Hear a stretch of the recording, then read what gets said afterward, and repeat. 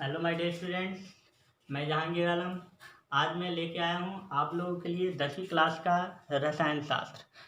तो बच्चों, आप सभी जानते हैं कि 10वीं क्लास के रसायन शास्त्र का सबसे पहला chapter chemical reaction and equation है, यानी कि रासायनिक अभिक्रियाएं एवं समीकरण। तो सबसे पहले इस चैप्टर का सबसे पहला पॉइंट रासायनिक अभिक्रिया कि रासायनिक अभिक्रिया क्या होते हैं, रासायनिक अभिक्रिया किसे कहते हैं। तो सबसे पहले बात हम आप लोगों को ये बताते हैं कि इस चैप्टर में हम लोग रासायनिक अभिक्रिया और समीकरण एवं उससे जुड़े तथ्यों के बारे में अध्ययन करेंगे। तो रासायनिक अभिक्रिया क्या है, इसके बारे में हम लोग जानते हैं। तो कहता है कि विभिन्न परिस्थितियों में, अलग अलग परिस्थितियों में, जब एक पदार्थ दूसरे पदार्थ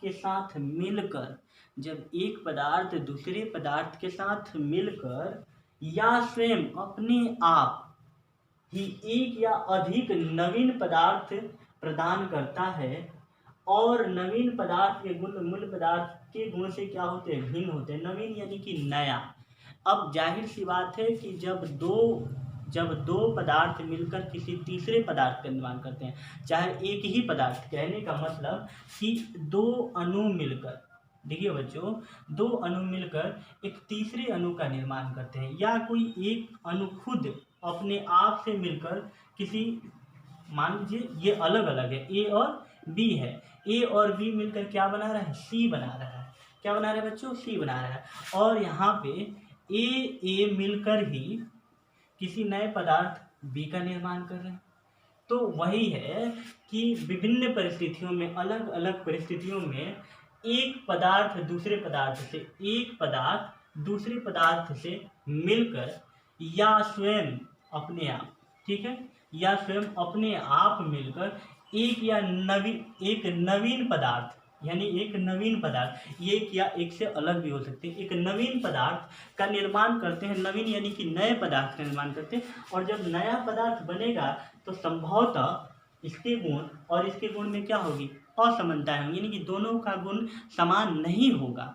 अब एग्जाम्पल देके और हम समझ लेते हैं। तो देखिए बच्चों, जैसे कार्बन है को हम जलाएंगे ऑक्सीजन में तो क्या बनता है, CO2।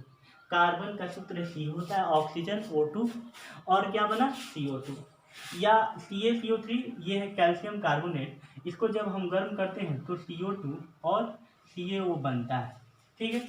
तो यहाँ क्या है, दो तत्व आपस में जुड़े और एक नए तत्वों का निर्माण किए। तो यह जो क्रिया है, इस क्रिया को रासायनिक अभिक्रिया कहेंगे। और इसमें एक ही तत्व टूट गया, एक ही तत्व स्वयं अपने आप से अभिक्रिया कर रहा है, और दो या दो से अधिक या एक तत्व भी बना सकता है, लेकिन उसका गुण क्या होना चाहिए, इसके गुण से भिन्न होना चाहिए। तो ये जो क्रिया है, ये जो फेनोमेनॉन है, ये जो क्रिया है, इसी क्रिया को रासायनिक अभिक्रिया कहते हैं बच्चों। रासायनिक अभिक्रिया किसे कहते हैं, तो विभिन्न परिस्थितियों में जब एक पदार्थ दूसरे पदार्थ से मिलकर या स्वयं अपने आप से अभिक्रिया करके, जैसे हाइड्रोजन से अभिक्रिया कर रहा है, बना क्या रहा है, H2, या स्वयं अपने आप से अभिक्रिया कर कर एक या अधिक, यहाँ एक भी हो सकता है या एक से अधिक भी हो सकते हैं, एक या एक से अधिक क्या करें, नवीन पदार्थ, नए पदार्थ का क्या करें, निर्माण करें।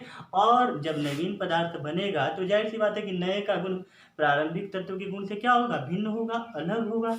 तो कह रहा है कि नवीन पदार्थ प्रदान करता है, और नवीन पदार्थ जो नए पदार्थ बनते हैं मूल पदार्थों से, यानी कि इन पदार्थों से इनका गुण भिन्नता रखते हैं। तो ऐसी क्रिया क्या कहलाती है, रासायनिक अभिक्रिया कहलाती है बच्चों। ऐसी क्रिया को हम क्या कहते हैं, रासायनिक अभिक्रिया कहते हैं। तो इसको आप लोग नोट कीजिए। नेक्स्ट टॉपिक देखिए आप लोग। तो नेक्स्ट टॉपिक है बच्चों रासायनिक समीकरण, यानी कि केमिकल इक्वेशन। केमिकल इक्वेशन क्या है, रासायनिक समीकरण क्या है। तो रासायनिक अभिक्रिया को हम लोग एक इक्वेशन के रूप में लिखते हैं, जिसको हम लोग रासायनिक समीकरण कहते हैं। जैसे बहुत बड़ा लैंग्वेज है, कहने का मतलब आपको हम दे रहे हैं, जैसे लिखा हुआ है मैग्नीशियम का जो फीता है, मैग्नीशियम का फीता, मैग्नीशियम के फीते को ऑक्सीजन में जलाने पर, ऑक्सीजन में जलाने पर मैग्नीशियम ऑक्साइड प्राप्त होता है। मैग्नीशियम ऑक्साइड प्राप्त होता है, प्राप्त होता है। तो बच्चों ये लैंग्वेज है कि मैग्नीशियम का फीता को हम क्या करते हैं, जब ऑक्सीजन में जलाते हैं तो क्या प्राप्त होता है, मैग्नीशियम ऑक्साइड प्राप्त होता है। अगर हम इसको शॉर्ट फॉर्म में लिखना चाहें तो रासायनिक समीकरण का इस्तेमाल करते हैं। कैसे, तो देखिए बच्चों, जैसे मैग्नीशियम है तो इसके लिए हमको जानना पड़ेगा कि मैग्नीशियम का संकेत क्या होता है। तो मैग्नीशियम का संकेत क्या है, Mg, क्या Mg होता है। और ऑक्सीजन में जलाने पर, किस में जलाने पर, ऑक्सीजन में। जब हम इसको कहाँ जलाते हैं, ऑक्सीजन, ऑक्सीजन में क्या होता है, O2 होता है। तो क्या प्राप्त होता है, मैग्नीशियम ऑक्साइड यानी कि MgO प्राप्त होता है। क्या प्राप्त होता है, MgO। तो देखिए ये जो है मैग्नीशियम का सूत्र है, ये ऑक्सीजन का सूत्र है, और ये तीर का चिन्ह दिए हैं ताकि ये जो है अभिक्रिया में भाग लिए हैं और ये अभिक्रिया के उपरांत बने हैं। दोनों को अलग अलग दर्शाने के लिए तीर का चिन्ह दिया जाता है। तीर के बाएं साइड जो होता है उसको हम लोग अभिकारक कहते हैं। क्या कहते हैं, अभिकारक। और तीर के दाएं साइड जो होता है उसको हम लोग प्रतिफल या उत्पाद कहते हैं। क्या कहते हैं, प्रतिफल या उत्पाद कहते हैं। अब देखिए, अब ये इतना बड़ा लैंग्वेज है, अब हर जगह लिखते हैं तो ये क्या हो जाएगा, बहुत ज़्यादा। मान लीजिए कि कॉपी में अगर हम इसको लिखें तो ये बहुत ज़्यादा हो जाएगा, ठीक है ना। तो इसको हम लोग क्या करते हैं, शॉर्ट फॉर्म में लिखने के लिए, वैज्ञानिकों ने शॉर्ट फॉर्म में लिखने के लिए क्या किया, मैग्नीशियम, ऑक्सीजन और अलग अलग जितने भी तत्व हैं, hydrogen, nitrogen, fluorine, chlorine, bromine, जितने भी तत्व हैं सभी के लिए एक संकेत दिया, सूत्र दिया। क्या दिया, संकेत और सूत्र। तो मैग्नीशियम का संकेत Mg है, ऑक्सीजन का सूत्र O2 होता है, मैग्नीशियम ऑक्साइड का सूत्र क्या होता है, MgO होता है। तो इस अगर ये नहीं भी दिया रहे, ये अगर नहीं भी दिया रहे, इस इक्वेशन को देखकर हम बता सकते हैं कि मैग्नीशियम की अभिक्रिया ऑक्सीजन से करा रहे हैं। इसको हम लोग पढ़ सकते हैं कि मैग्नीशियम को ऑक्सीजन में जलाने पर, ये नहीं भी रहे तो ये आप इतना अगर दिया रहे तो आप इसको समझ सकते हैं कि ये कह क्या रहा है कि मैग्नीशियम की अभिक्रिया ऑक्सीजन से कराते हैं तो मैग्नीशियम ऑक्साइड प्राप्त होता है। कहने का मतलब मैग्नीशियम जो है ऑक्सीजन में जलाने पर मैग्नीशियम ऑक्साइड देता है। तो रासायनिक संकेतों, तो ये संकेत है, ये संकेत है इसका, और सूत्रों, संकेत और सूत्र दोनों हैं, की सहायता से किसी वास्तविक अभिक्रिया की, ये जो रासायनिक अभिक्रिया, इस अभिक्रिया को, ये जो है एक अभिक्रिया है, इस अभिक्रिया को हम क्या किए हैं, संक्षिप्त रूप लिख देंगे। ये क्या है, एक बड़ा रूप है। ये देखिए ये क्या है, एक विस्तृत रूप है। लैंग्वेज में अगर लिखते हैं तो ये बहुत ज़्यादा जगह को क्या करता, ग्रहण करता। इसको हम क्या करते हैं, संक्षिप्त रूप दे दिए हैं। इतने बड़े हिस्से को हम क्या किए हैं, संक्षिप्त रूप दे दिए हैं। संक्षिप्त निरूपण ही क्या कहलाता है, रासायनिक समीकरण। यानी कि रासायनिक अभिक्रिया में जो भी अभिकारक, ठीक, या उन और प्रतिफल होते हैं, उनके सूत्रों एवं संकेतों को क्या करना, संक्षिप्त रूप देना ही क्या कहलाता है, रासायनिक समीकरण कहलाता है। तो बच्चों रासायनिक समीकरण आप समझे कि रासायनिक संकेतों एवं सूत्रों की सहायता से किसी वास्तविक अभिक्रिया का संक्षिप्त निरूपण, इसका ये संक्षिप्त निरूपण है। तो संक्षिप्त निरूपण ही क्या कहलाता है, रासायनिक समीकरण कहलाता है। तो जो हम लोग इसको भी देख लेते हैं कि अभिकारक किसे कहते हैं, ठीक है। तो अभिकारक किसे कहते हैं, इसको देखते हैं, देखिएगा, अभिकारक और प्रतिफल, प्रतिफल को ही उत्पाद भी बोलते हैं बच्चों। इन दोनों के बारे में हम लोग पढ़ते हैं। जैसा कि इसके पहले हम लोगों ने एक केमिकल इक्वेशन में, केमिकल इक्वेशन हम लोगों ने लिखा था, क्या लिखा था, Mg प्लस O2 और MgO, क्या लिखे थे, MgO। तो बच्चों उसको आप लोग सुधार लीजिएगा, वह इक्वेशन बैलेंस नहीं था, बैलेंस हम कर देते हैं। बैलेंस यानी कि संतुलित करना, तो संतुलित हम कर देते हैं, संतुलित आप लोग कर लीजिएगा, ठीक है। उस इक्वेशन को आप लोग संतुलित करके लिख लीजिएगा। तो यहाँ पे ये क्या है, मैग्नीशियम है और क्या है, ऑक्सीजन है। तो मैग्नीशियम जब ऑक्सीजन से अभिक्रिया करता है तो क्या बनाता है, मैग्नीशियम ऑक्साइड बनाता है। तो इस अभिक्रिया में ये तीर का चिन्ह है, तीर के बाएं साइड जो होते हैं वो अभिक्रिया में भाग लेते हैं और तीर के दाएं साइड जो होते हैं वो अभिक्रिया के उपरांत बनते हैं। ये भाग लेता है और इसके उपरांत क्या होता है, ये बनता है। ठीक है ना।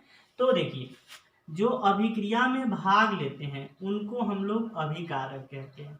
जो भी अभिक्रिया में भाग लेते हैं उनको अभिकारक कहते हैं। रासायनिक अभिक्रिया में ये क्या है, एक रासायनिक अभिक्रिया का एक इक्वेशन है। रासायनिक अभिक्रिया में भाग लेने वाले परमाणु अणुओं को हम क्या कहते हैं, अभिकारक कहते हैं। और रासायनिक अभिक्रिया के उपरांत निर्मित परमाणु या अणु को जो बनता है उसको हम लोग क्या कहते हैं, उत्पाद या प्रतिफल कहते हैं। ठीक है। तो अभिकारक किसे कहते हैं, रासायनिक अभिक्रिया में भाग लेने वाले परमाणुओं या अणुओं को अभिकारक कहते हैं और रासायनिक अभिक्रिया के उपरांत जो बनता है उसको उत्पाद या प्रतिफल कहते हैं। इसमें कोई बड़ा लॉजिक नहीं है बच्चों। जो तीर के बाएं साइड होता है उसको हम लोग अभिकारक कहते हैं और दाएं साइड होता है उसको उत्पाद कहते हैं। तो बच्चों इसको आप लोग नोट कीजिए। तो बच्चों रासायनिक समीकरण दो प्रकार के होते हैं।